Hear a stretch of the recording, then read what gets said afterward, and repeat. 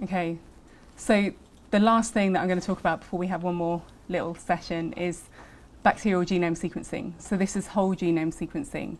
So beforehand I was talking about looking at a particular gene or set of genes or locations within the genome and making phylogenetic trees that way, or trying to distinguish between different strains of a species. But you can actually do it on a whole genome level as well. So you take your bacterial culture, you extract the DNA, you sequence it, and then you do the bioinformatics part, which is basically assembling it.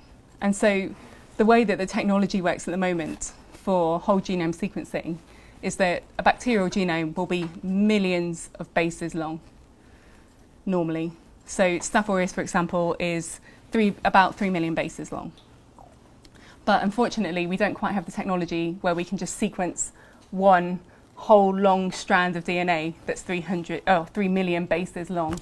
So we actually get these fragments. So we chop the DNA up into small pieces multiple times, and we do it for multiple, we amplify the DNA, so we get lots of copies of the DNA, and we cut it multiple times in random places this time, and then we get these shorter reads. So initially when the technology started, it was about 36 bases. So you can imagine 36 bases as a percent of 3 million bases is really small, and trying to do an assembly. But now we're getting about 250 bases with this type of technology.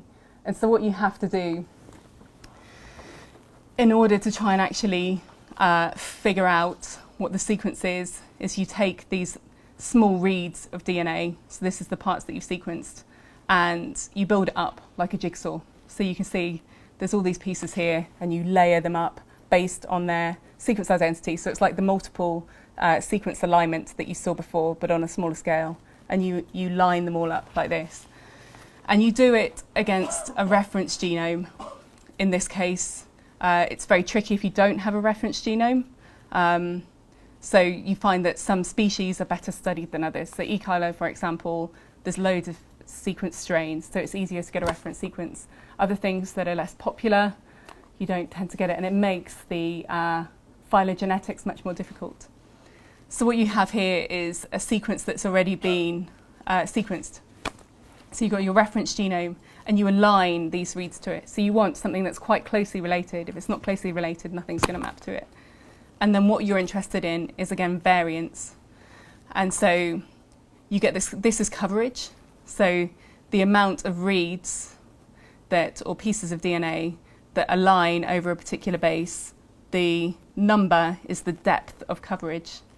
And so if you get a base here that's different to a base here, then you say it's a SNP, a single nucleotide polymorphism. So it's a variant. And sometimes it can be quite tricky. So I don't know how clear it is here, but you've got A's and G's here and a G there. And so the way that you decide which base to call here is the one that's more frequent. So in this case, it would be hard to. So you say it's a heterozygous polymorphism.